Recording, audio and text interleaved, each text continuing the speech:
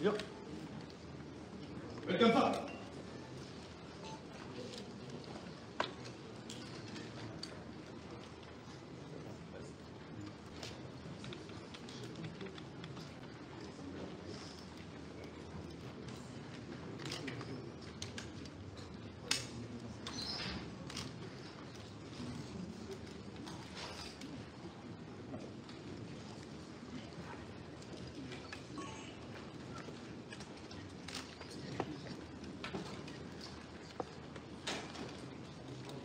Merci.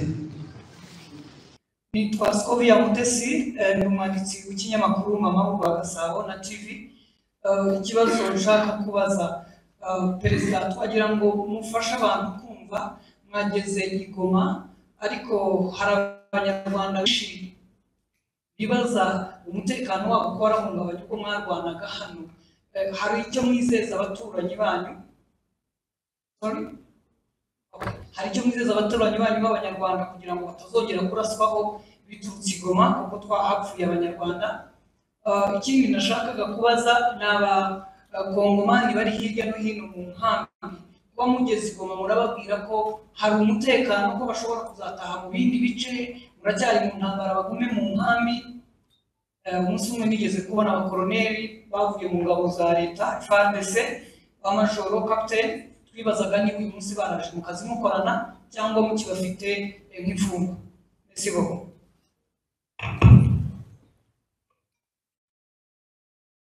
Bon, je vais traduire. Elle s'appelle Scovia Mutesi et elle a posé deux questions. La première, elle a dit que le peuple de la frontière, c'est de Gisenyi, a souffert, beaucoup souffert pendant les hostilités. Il y a eu même eu des morts là-bas. Qu'est-ce que l'AFC M23, quel message peut leur donner l'AFC M23 qu'ils seront sécurisés, qu'ils ne vont plus avoir des tirs à partir de chez nous ici? L'autre message, c'est pour les réfugiés congolais qui sont dans les camps.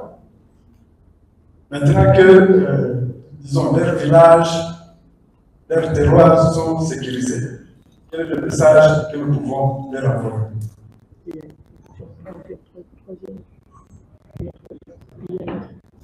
Il y a une autre. Il a posé trois questions.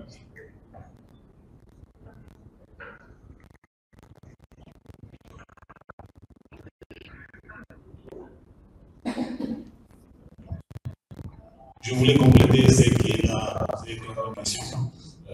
Journaliste Mutesi Scovia dit que les populations qui parlent de Rwanda ici, quelle garantie vous leur donnez parce que vous êtes maintenant à Goma? Est-ce que leurs frères qui vivent dans les camps peuvent avoir l'assurance de rentrer et de ne pas être inquiétés? Il y avait aussi un officier, un colonel dans l'armée régulière congolaise qui a été tué. Y a-t-il une garantie qui sécurise cette population?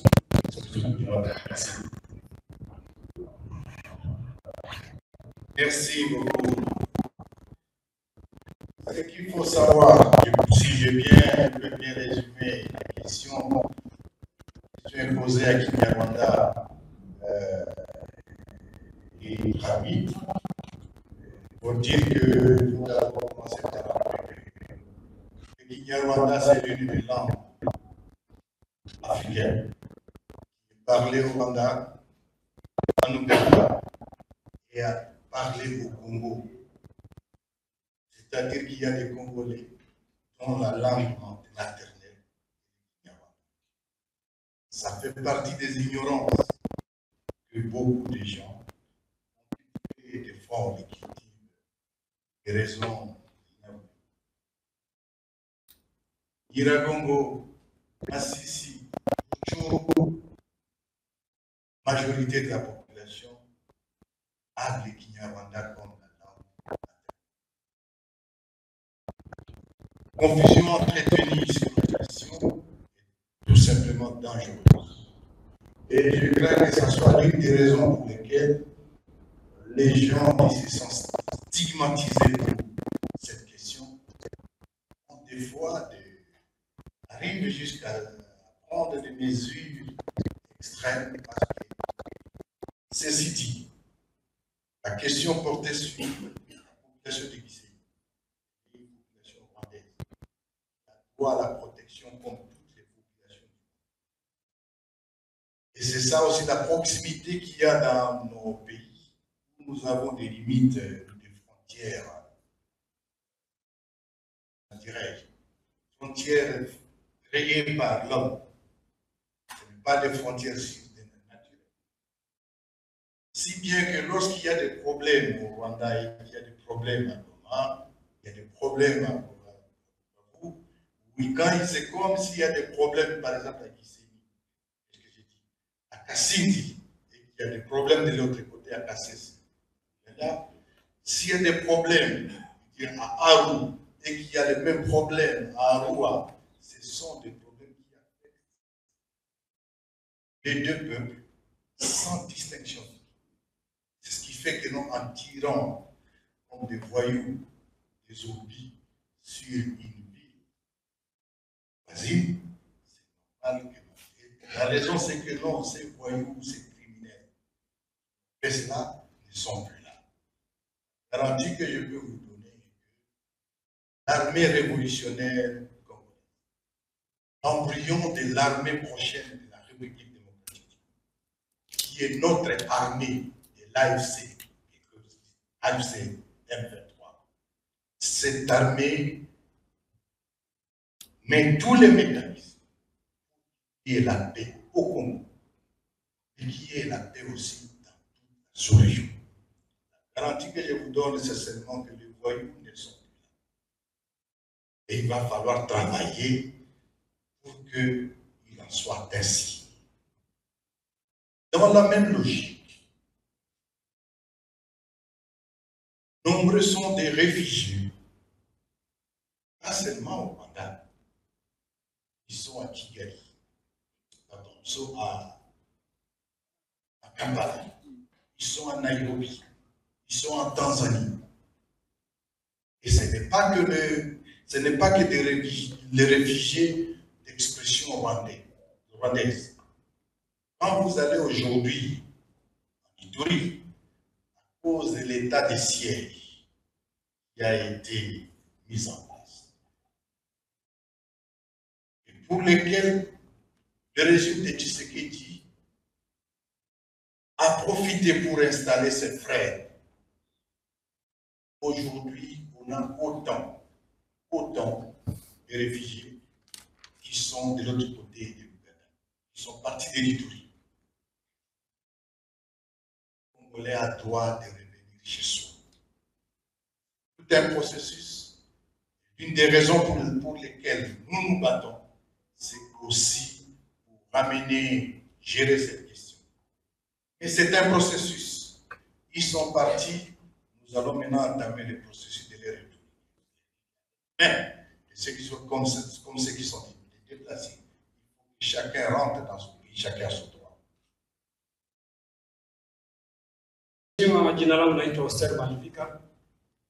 Oster Malivika, natumikia Sauti ya Amerika idhaa ya Kiswahili, ITV Tanzania pamoja na MTV.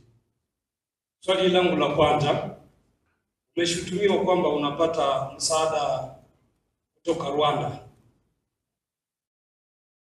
Swali la pili, kuna wanahabari wanahofia usalama wao. Sijui mnasemaje kuhusu swala la wanahabari, kwa sababu baadhi yao wengine walikimbia Ruchuru, walikuja Goma, na hata wengine wako hapa hawajaonekana. Alafu swala lingine la tatu, kuna AFC na M23. Kuna ndio namaliza. Tofauti kati ya M23 na AFC ni nini? Asante.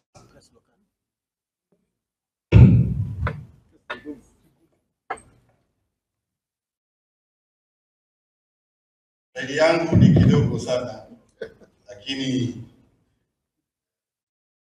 ajue wangu atajibia vingine. Nataka lakini kujibia tofauti M23 AFC. Hakuna tofauti. Hakuna tofauti. AFC ni nyumba kubwa kwenye kuko M23 na kuko chama zingine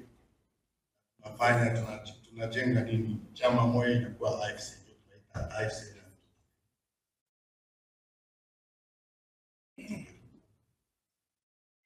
Asante sana. Swali ya kwanza Malivika aliuliza, anasema msaada kutoka Rwanda. Wewe kama ulimaanisha nini? Swali yako haikuwa. Anasema msaada kutoka Rwanda.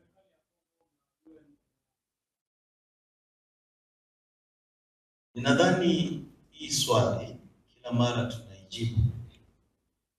Na ninataka niikalishe mambo ili watu wao wanajua. Ya kwanza, kunakuwa propaganda kubwa ambayo inafanyika dhidi ya Rwanda, kupiganisha Rwanda. Na Kongo wanakuwa wanakamata Rwanda kama kisingizio mara nyingi. Kapitikana mambo hapa kwetu DRC, wanaona ndani mkono ya Rwanda. Na hata leo mambo yanaenda mbali zaidi. Nadhani mlifuata Minister wa Justice Congo alisema nini? Hata wale wakuluna ambao wanakuwa Kinshasa leo wanaanza kusingizia kama ni Rwanda ambao iliwaweka huko. Na nilisikia hata watu wa UDPS wanaanza hata kusema kwamba wale ambao wanawapinga wanafanyishwa na Rwanda katikati ya chama yao. Rwanda leo inakuwa kizunguzio ya kila mabaya ndani ya nchi. Alafu nyinyi kama wafanya habari, watangazi wa habari, muwe mnayua kufafanuliwa. Msiwe mkaanguka kwa manipulation ya government ya Kinshasa. Kila mara kukakuwa shida hapa Rwanda. M23 inaanza kazi yake ni Rwanda. Nitaka kukumbusha kitu moja. 2009 nadhani ulikuwa hapa, wakati ambapo kulipitikana uhusiano kati ya Rwanda na Kongo. Hiyo wakati tulikuwa CNDP. Lakini uliona mambo ambayo ilifanyika sisi CNDP wakati namna tulishikamana. Government ya Kongo ilikuwa na Rwanda na sisi tulikuwa pembeni. Hivyo tukisema sisi M23, sisi AFC tunajikamata kama wakongomani na tuna shida za Kongo. Wakati ambapo kulipitikana uhusiano kati ya Rwanda na Kongo. Hiyo wakati tulikuwa CNDP. Lakini uliona mambo ambayo ilifanyika sisi CNDP wakati namna tulishikamana. Government ya Kongo ilikuwa na Rwanda na sisi tulikuwa pembeni. Hivyo tukisema sisi M23, sisi AFC tunajikamata kama wakongomani na tuna shida za Kongo. Hakuna hata siku moja unaweza kusikia sisi tunazungumzia shida za Rwanda. Shida ambayo tunaongea ni shida ya Kongo, ya wakongomani. Lakini kama mnasema kwamba Rwanda inakuwa ndani, unaweza mkajiuliza, Rwanda inaweza kutetea wakongomani nafasi yao? Na kama Rwanda inatetea wakongomani nafasi yao, na kama hizo shida ni za kweli, kwa nini kushutumu Rwanda? Hiyo kama kuna kuwa shida ndani yako ambao wakongomani wanateseka, kisha Rwanda isemewa wakongomani, kisha watu waseme Rwanda inasemewa wakongomani, sasa Rwanda inakuwa ya kushutumu ama inakuwa ya kusifu? Ndivyo. Ndio maana nataka kuomba hiyo swali tuiweke pembeni, maana inakuwa swali ya manipulation peke yake. Kila wakati ambapo CCM 23 tunapiga jeshi ya Kongo. Wao wanasema ni Rwanda ndio inatupiga. Nikusema wao kwa akili yao wanajua kwamba hakuna jeshi ambayo inaweza kuwapiga isipokuwa jeshi ya Rwanda. Wanaweza kukubali hiyo? Maana ni mtu ambao wanazungumzia. Wanaweka ujinga ndani ya mambo ambao wanasema hawafafanui vizuri. Alafu wanadanganya watu, lakini mambo ambayo wanasema ni ya haya. Ni aibu Kongo kusema Rwanda inaweza kupiga Kongo, ni Rwanda peke yake ndio inaweza kupiga Kongo. Sisi M23 tunakuwa na vitu ambavyo tunapigania ambavyo vinaimarika. Na hivyo ndio vinatuma tunapiga jeshi ya Kongo. Sisi maana tunakuwa na cause ambayo inakuwa inasikilika. Askari wetu wakati anapigana anajua kwamba hana njia nyingine wakati anapigana. Lakini askari wa DRC ama wa FARDC wakati anapigana maana walimpa pesa. Si hivyo? Malivika ulikuwa kwenye eneo la mapambano, unaweza ukatetea hiyo. Wakati wao wanaenda kupigana wanapigania pesa kama mercenaries. Lakini wakati sisi tunapigania maisha yetu.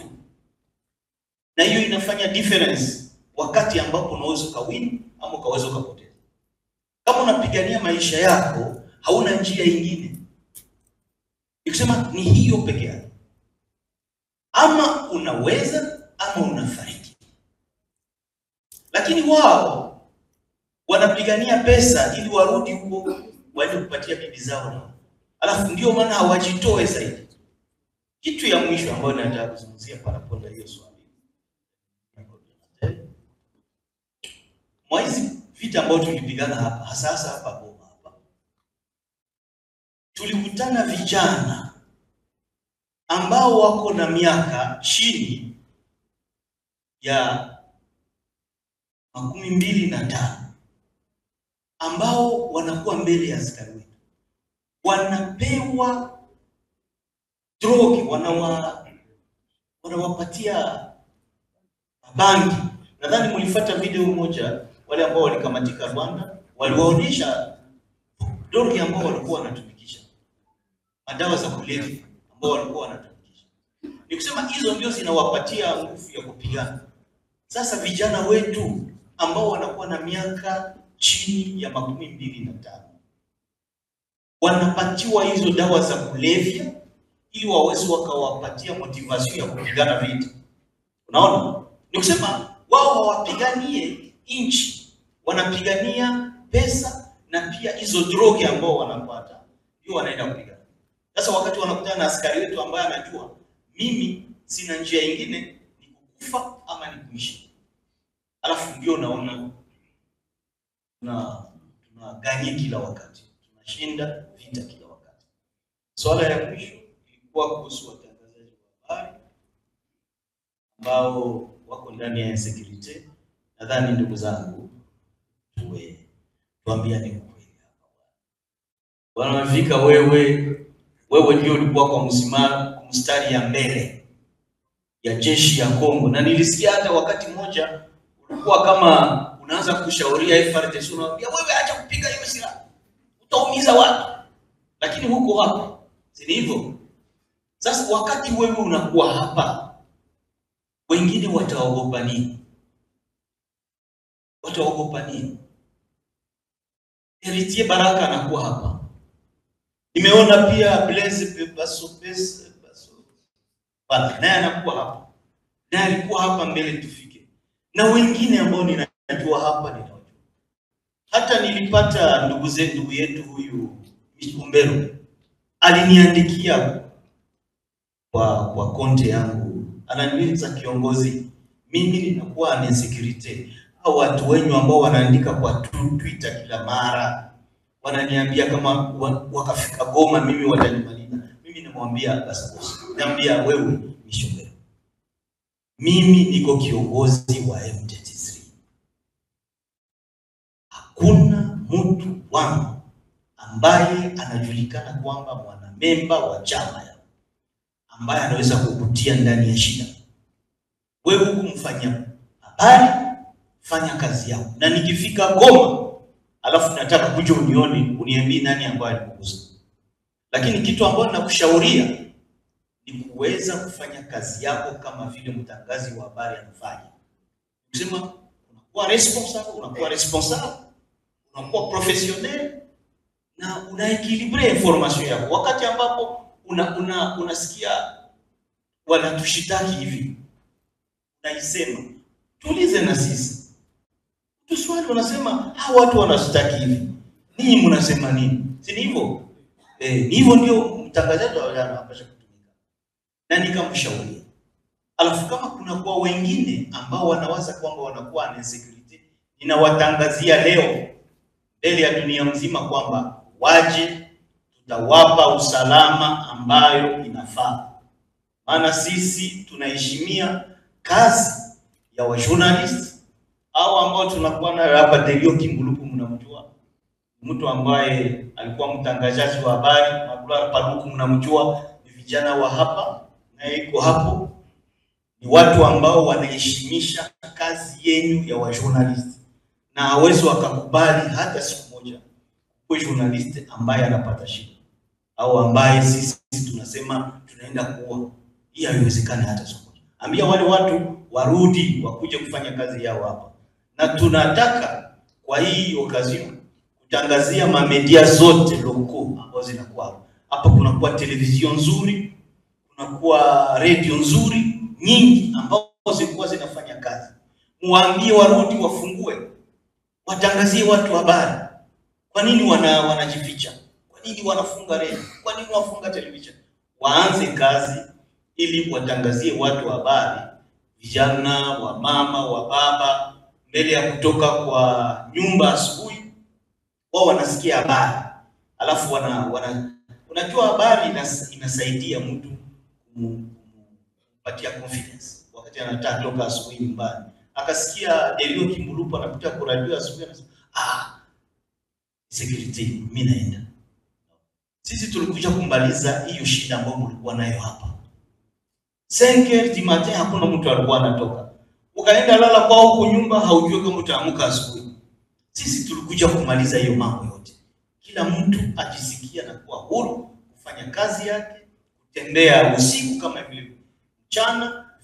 Vilabu ambao vilikuwa tunataka vianze kazi yao, kila watu wafanye bwana. Na mkapata shida mtuambie, tutamaliza. Asante. Réclamons exactement. Belle question. Et je comprends pourquoi vous la posez, parce que nous avons été victimes depuis que nous avons commencé cette lutte.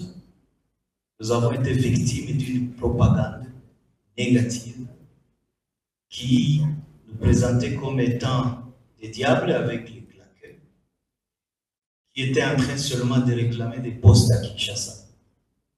Et j'ai entendu plusieurs fois les gens de Digital Congo épiloguer là-dessus en disant qu'est-ce que les M23 réclament, c'est des éternels insatisfaits, et on leur a donné des postes, ils ne sont pas satisfaits, on les a intégrés dans l'armée, ils ne sont pas satisfaits. Moi, je vais vous poser une question aujourd'hui. Êtes-vous fiers de votre pays aujourd'hui? Êtes-vous fiers de la manière dont les Congolais vivent? C'est une question simple, tout simplement. Parce que tout le monde se plaint au Congo. Même vous, les journalistes, vous plaignez de la vie que vous menez au Congo. Quand vous allez ailleurs, vous posez des questions à dire pourquoi ces peuples ici vivent mieux que nous au Congo? Pourquoi nous ne pouvons pas être comme ceci? Pourquoi on ne peut pas vivre comme eux? Chez nous, il y a de l'insécurité tous les jours. Et moi, je parle beaucoup plus à l'est de l'est du pays. Nous sommes soumis à une insécurité qui est entretenue par le pouvoir de Kinshasa. Et comment ils entretiennent cette insécurité-là? Chaque député provincial, et vous le savez, chaque ministre ressortissant de l'Est du Congo, chaque officier des FARDC ressortissant de l'Est du Congo, a un petit groupe Maïmaï ou Azalendo qui entretient des affaires dans les mines. Vous le savez, non? Et ce sont ces groupes-là qui entretiennent l'insécurité à l'est du pays. Et alors, pour couvrir tout cela, on fabrique un ennemi qui a commencé par être le rwandophone du Congo, pour devenir le problème du Rwanda aujourd'hui. Est-ce que nous, lorsque nous disons que les rwandophones de la RDC, ou disons principalement les Tutsis congolais, qu'ils ont droit d'être au Congo et non pas dans les camps de réfugiés, en quoi ça gêne? En quoi ça gêne? Pourquoi on doit nous faire la guerre? Parce que nous avons dit que les réfugiés qui sont au Rwanda doivent rentrer dans le pays. En quoi cela gêne la République? Je vous pose la question, vous devriez savoir aussi vous la poser, et peut-être la poser à vos autorités, parce que c'est des questions tout à fait simples. En quoi, lorsque nous disons que nous voulons ici vivre comme tout le monde, c'est-à-dire avoir droit à un travail, avoir droit à une protection de santé, à avoir droit à la vie normale comme vivent tous les autres peuples du monde. En quoi cela est un problème lorsqu'on le pose comme ça?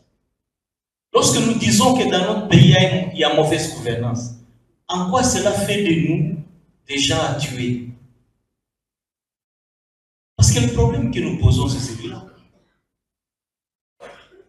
Lorsque nous disons que chez nous, il y a de la haine qui est distillée chaque jour sur des médias à longueur de journée par des autorités qui sont appelées à nous sécuriser, en quoi cela vous gêne? En quoi cela fait en sorte que nous soyons pris à partie, nous soyons des ennemis de la République? Vous avez été ici à Goma et d'autres ont été à Kinshasa. Vous avez entendu tout ce qui sont passés sur les médias. Parce que là, à Kinshasa, apparemment, lorsque l'on parle en mal, ou lorsqu'on réfute la question existentielle des peuples Tutsis au Congo, eh bien, on est bien entretenu, on est le vrai patriote. Et a fortiori, lorsque l'on prend les armes contre ces gens-là, on les tue, on les mange à longueur de journée, on est vrai patriote. Nous avons vu ici des citoyens, d'autres citoyens congolais qui mangent d'autres citoyens congolais. En quoi cela est un acte de patriotisme? Et en quoi, lorsque nous dénonçons cela, nous devenons les ennemis de la République? Est-ce que pour vous, ça ne vous pose pas problème? Lorsqu'un citoyen congolais mange la chair d'un autre citoyen congolais, ça ne vous pose pas de problème? Moi, je pense qu'il faut que nous fassions, nous tous, un sursaut national, ou nationaliste, ou patriotique, je veux dire. Parce qu'on a même transformé le patriotisme à autre chose. Le patriotisme, l'amour de la patrie, on l'a confondu avec l'amour du régime. Parce qu'aujourd'hui, lorsque nous disons que tous les Congolais ont une égale protection devant la loi, par exemple, on nous dit non, vous combattez la République. Mais nous défendons la République. Parce que les règles de la République disposent ainsi. Lorsque nous disons que la République doit protéger tous ces réfugiés qui sont en dehors du pays et qui doivent les ramener au Congo, lorsque nous disons que la République doit sécuriser l'Est du pays, doit mettre fin à cette exploitation illégale qui est en train d'être faite par des groupes armés et des officiers, vous le savez. Mais en quoi nous devenons les ennemis de la République? Est-ce que nous ne défendons pas la République? Mais alors, nous qui disons cela, on nous présente comme étant des gens qui s'attaquent à la République. Non, nous nous attaquons au régime, nous défendons la République. Alors, il faut faire la part des choses par rapport à ça. Notre lutte, quand nous l'avons commencé, c'était une lutte tout simplement existentielle. Il y a des citoyens congolais qui sont condamnés à mort alors qu'ils sont encore vivants, et ils sont condamnés à mort pour ce qu'ils sont. Parce qu'ils sont Tutsis, ils n'ont pas le droit de vivre au Congo. Ce sont des Rwandais. Et à Kinshasa, vous avez vu la chasse à l'homme qu'il y a eu. L'UDPS à un certain moment avait même fait des listes de résidences où habitaient les Tutsis qu'il fallait aller tuer. Vous êtes témoin, vous étiez là. Je n'ai pas vu un seul journaliste dénoncer cela. Et nous qui prenons le courage de dénoncer cela, nous sommes des ennemis de la République. Et nous défendons, nous, la République. Nous ne défendons pas le régime. Lorsque le régime s'inscrit dans le faux par rapport à la République, chaque citoyen congolais, et c'est constitutionnel, a le droit et même l'obligation de s'insurger contre ça. Et c'est ce que nous faisons. Si vous n'avez pas le courage de le faire, alors ne nous attaquez pas en disant, bon, vous êtes en train d'attaquer la République. Non, non, non. Nous attaquons au régime qui est en train de briser les principes républicains. Et tant que nous aurons notre souffle de vie et que les choses se passeront ainsi, nous les verrons. Mais nous pensons que Kinshasa n'aura plus l'occasion de le faire parce que nous-mêmes, nous devons diriger maintenant le pays. Parce que nous pensons que trop, c'est trop. Vous avez parlé de 2004 et que ça fait autant d'années que vous me voyez. Oui, maintenant je dis je suis fatigué de revendiquer. Maintenant je rêve d'aller imprimer ce que je pense être bon pour la République et pour le bien-être des Congolais. Je pense aller l'imprimer à Kinshasa. Et même en commençant par ici chez nous. Dans le cadre de l'AFC, dans le cadre du M23, c'est ce que nous allons faire. Parce qu'on a l'impression que chaque fois que nous parlons, on leur dit allez tuer vos frères. Ça c'est grave. Regardez par exemple aujourd'hui tous ces Ouazalais qui sont ici, qui sont en train de faire la guerre. La République n'a pas d'autre pensée pour eux. La République n'a pas, enfin, je m'excuse, je parle de la République. Le régime n'a pas d'autre programme pour ces jeunes gens-là que de s'en servir comme chez Rakamo. Ils ont des pères ici, ils ont des mères ici. Dites-moi, depuis qu'ils sont en train de se faire tuer là-bas, quelle est la famille de ces gens-là qui a été récompensée ou qui a été prise en charge? On les a abandonnés. Est-ce que nous avons droit, nous avons l'obligation de supporter cela, d'accepter ce genre de gestion dans notre pays? Non. Moi, je dis non. Si vous êtes d'accord avec ça, eh bien, c'est votre problème. Mais moi, je dis non. Je dis que cela doit changer. La place de notre jeunesse, c'est aller à l'école, c'est après l'école, avoir des opportunités de créer des entreprises, avoir des opportunités d'avoir de l'emploi, avoir des opportunités de vivre avec leur famille et faire une progéniture. Mais est-ce que d'autres garantissent cela? Non. Par contre, au lieu de garantir cela à notre jeunesse, on l'amène pour se faire trouver la peau et on dit que c'est ça le patriotisme. Non, moi je dis que ce n'est pas le patriotisme. Ça c'est une exploitation de notre jeunesse pour des intérêts d'un régime qui ose avoir. Et lorsque ce régime-là mange à Kinshasa, lorsqu'il vole, est-ce que vous volez avec eux? Est-ce que notre jeunesse bénéficie de ce qu'ils quand ils volent? La jeunesse n'en profite pas. Ce sont ceux-là qui mettent, qui remplissent leurs poches eux-mêmes. Et après, quand ils ont des problèmes, jeunesse allait défendre la République. Moi, je dis non.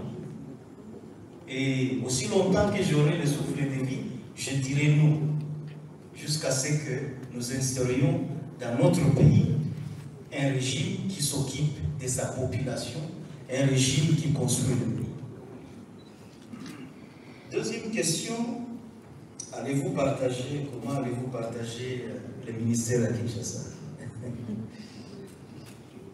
Vous savez, ce que nous devons faire dans ce pays-ci,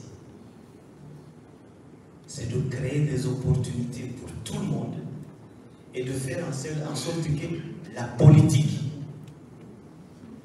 ne soit plus le secteur qui attire plus les gens. Nous voulons dévaloriser ce secteur dans la politique pour envoyer notre jeunesse, pour envoyer notre peuple dans d'autres secteurs.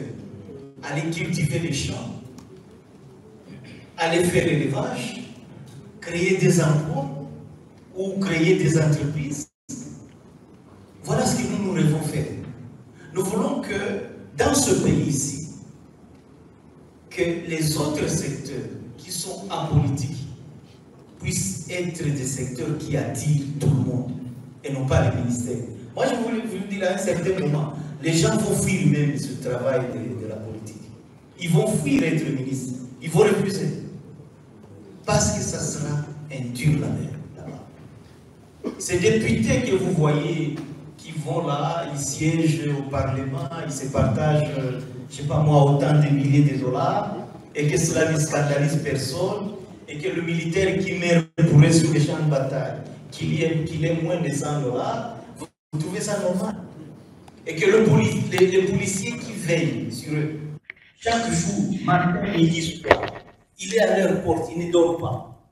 Il a un 50 dollars. Vous trouvez ça normal?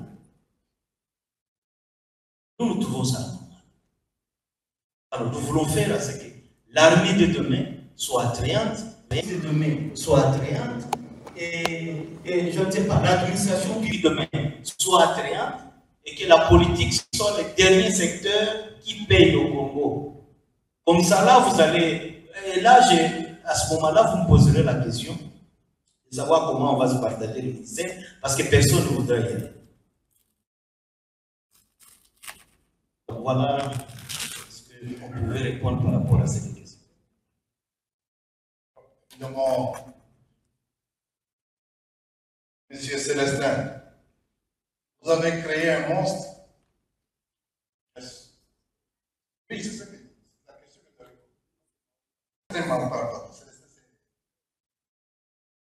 Vous avez dit que j'ai créé un monstre parce que j'étais président de la CENI et que non, qu'est-ce qui se passe? Vous l'avez donné vous-même. D'abord, j'assume. Et j'assume aussi ce que j'ai dit. On n'a jamais gagné l'élection. Si j'ai créé les monstres, je pense qu'il m'appartient à moi de faire les monstres. Donc, lutte, entre autres, c'est que si j'ai mis le Congo dans la main, en créant ces monstres, je pense qu'il m'appartient de régler les problèmes. Et je suis en train de le faire. Avec l'appui des camarades, nous allons y arriver. Chilombo est à la fin.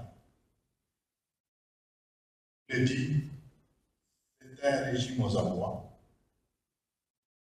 un régime constitué de corrompus, d'anciens repris de justice européenne. Parce que tout ce qui l'entoure, c'est des gens qui étaient des voleurs de chèques allemands. Des gens qui vivaient grâce à l'aide sociale. Qui se retrouvent comme ça, l'objectif c'était quoi? Enrichissement sans cause, détournement sans scrupules, et surtout, incompétence. Là où nous sommes aujourd'hui, avec le théâtre que vous vivez à Kinshasa, pensez-vous vraiment que ce pays va décoller un jour?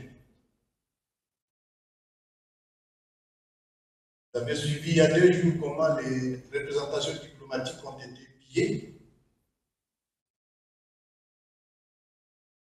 Parce qu'on dit que c'est aux représentants, ce sont les autres qui doivent travailler pour les Congolais. Non, ce n'est pas ça. Les Congolais sont responsables propres. Les Européens que nous envions, les Américains que nous envions, moi j'ai travaillé en Amérique. Si vous voyez comment ils travaillent, Comment ne pas les voir aussi riches? Et nous sommes des vérités mendiants. Un président de la République, pour qui sécuriser sa population, il faut appeler d'autres pays. Un pleurnichard permanent, voyageur, jouisseur. Mais que non, nous allons regarder les choses. Nous assumons, mais il nous appartient de corriger. Et la correction est en cours.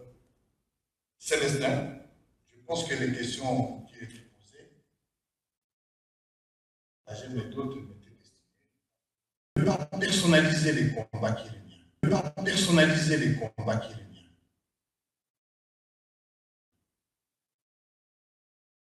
Et ce qui est sûr, moi j'ai vu pour éliminer celui qui l'a tous. J'ai vu pour éliminer celui qui l'a tous. Ceux qui luttent aussi aujourd'hui, à qui les Américains ont dit vous êtes des méchants, on vous sanctionne. Vous êtes des méchants, on vous sanctionne. Nous avons des sanctions. À qui les Européens ont dit non, non, vous êtes des méchants parce que vous satisfaites Chilombo. On vous sanctionne. Entre-temps, lui-même Chilombo vous dit vous êtes des condamnés à mort. La République, ils doivent vivre dans la République. Ils doivent être récupérés, ils doivent être réhabilités, ils doivent être peut-être éduqués d'une autre manière. Et nous, c'est ce que nous rêvons. Vous voyez, vous savez, il y en a plusieurs déjà qui nous ont rejoints. Et nous sommes en train de les rééduquer, de telle sorte qu'ils comprennent ce que signifie Uzalendo. Uzalendo, c'est le patriote. Un patriote, c'est celui qui aime le pays. Un patriote, c'est celui qui défend sa patrie. Défendre la patrie ne signifie pas défendre le régime.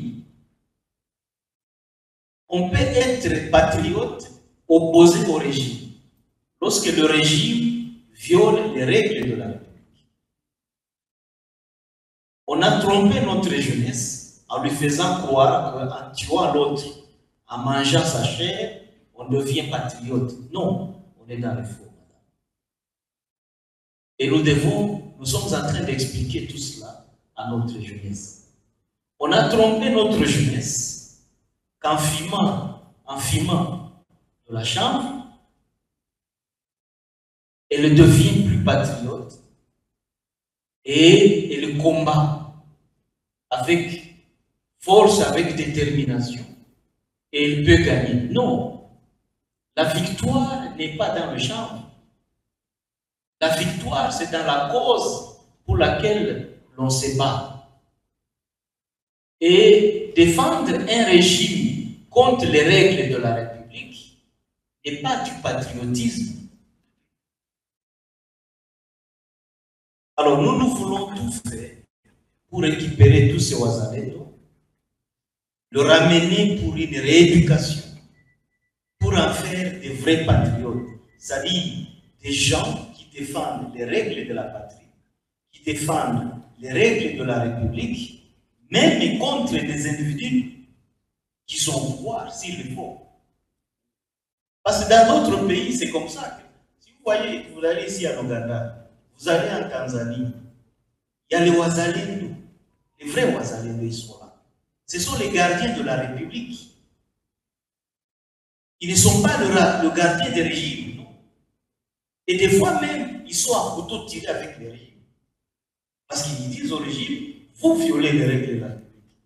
Et nous sommes des patriotes. Nous ne sommes pas d'accord avec ça. Ils sont là. Le vrai patriotisme, il faut aller peut-être l'étudier ailleurs.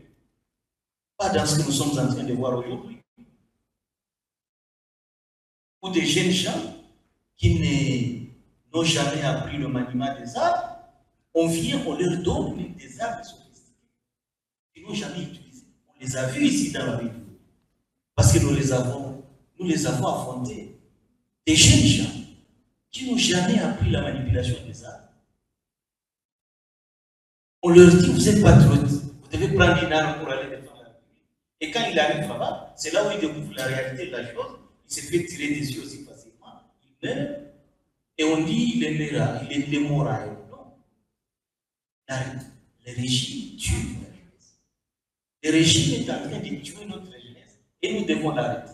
Il y a celui que nous avions nommé à Kirumba comme responsable de la cité de Kirumba, je ne sais pas s'il s'appelle ici. Il peut vous témoigner, parce que lui, il a été Muzalendo. Il est arrivé à un certain moment où lorsque nous étions en train de nous battre avec le gouvernement, on a amené des nouvelles recrues, bien habillés, uniforme militaire, armes à la main, prêts à tirer. Et lorsque les affrontements ont commencé, plusieurs de ces jeunes gens sont allés voir Simis pour leur apprendre à tirer, comment on tire. Alors qu'ils venaient d'un centre de formation. Une formation que je vous donne si vous ne l'avez pas. On nous amène des jeunes gens pour être tués. On ne les amène pas pour venir gagner la guerre. On les amène pour être tués. Ils servent de chez la. Deuxième chose, deuxième formation que je vais vous donner. Et ça, c'est très grave. Et moi, je me dis, il faut que Tshisekedi soit poursuivi pour ça. Il achète les barbares, les gilets barbares. Il achète les casques, comme ce que vous voyez nos militaires portent. Il les fait porter à ce qu'il appelle les forces spéciales. Et ça, c'est à Kichang, à la bataille de Kichang. Il les fait porter aux forces spéciales en leur faisant croire que ces casques et ces gilets pare-balles peuvent les protéger contre la mort. On les envoie sur les champs de bataille et comme c'est des forces qui venaient d'être formées en Israël, ils se disaient, bon, on peut prendre des risques parce que même si là-bas, nous touchons, on ne va pas mourir. Ils prennent beaucoup de risques. Et chaque fois qu'il y a une balle qui tombait sur leur casque ou sur leur gilet pare-balles, nous avons ramassé ces casques-là et ces gilets. C'est en plastique. Je vous dis, Tshisekedi fait tuer notre jeunesse. Et si vous considérez cela comme étant du patriotisme, on tue notre jeunesse de la sorte, vous êtes complices. Vous devez être en mesure de dénoncer tout ça. Donc voilà les sorts donc de nos frères, de nos amis, de nos enfants Wazalendo, c'est de revenir dans les règles de la République, qui soient protégés par la République, qui soient entretenus par la République, que la République puisse avoir un programme pour eux, que la République ait un programme qui leur crée des opportunités de vie et non pas des opportunités de la mort. On ne peut pas recourir chaque fois au Wazalendo lorsqu'il faut aller s'exposer à la mort, mais qu'on ne recourt pas au Wazalendo lorsqu'il faut construire la République. Moi, j'aurais souhaité que Tshisekedi nous dise, ouais, écoutez, il y a un programme comme ça là, pour la construction, je ne sais pas, des routes, pour, je ne sais pas, la construction des écoles, et on veut les Wazalendo qui se présentent. On a besoin de Wazalendo seulement lorsqu'il faut se faire trouver là. Donc nous avons notre programme pour ces Wazalendo, nous allons les réintégrer dans la société et ils vont choisir des opportunités eux-mêmes qu'ils vont exploiter pour leur vie, pour leurs enfants de demain. Ceux qui ne sont pas encore mariés, ils vont avoir une vie qui va leur permettre de préparer leur vie future pour qu'ils soient, et aussi qu'ils se sentent occupés par leur public et gérés par leur public. Voilà ce que nous avons. Alors il faut aller, chaque fois que vous les voyez, dites-leur de venir. Demandez-leur de pouvoir désarmer et venir. Vous savez, notre armée aujourd'hui, on a difficile à aller les combattre. Parce que chaque fois qu'on les combat, ils perdent sur les champs de bataille. Et nous-mêmes, nous avons horreur de ça. Les gens à qui on donne des armes comme ça, on leur dit, vous êtes voilà, allez combattre, alors qu'ils ne connaissent rien de la guerre. J'ai entendu Christian Roussakwen, était le plombs, enfin, excusez-moi. Il a fait une sortie où il disait que la guerre de Goma, il y a eu un carnage des militaires de FARDC, Ouazalem, dans la ville de Goma. Comment il parle de carnage. Et c'est des hommes en armes qui viennent nous combattre. Ce sont ces jeunes gens-là, Ouazalem, qui ne connaissent rien de l'art de la guerre. On leur donne des armes, ils viennent combattre. Des gens qui ont passé toute leur jeunesse en train de se défendre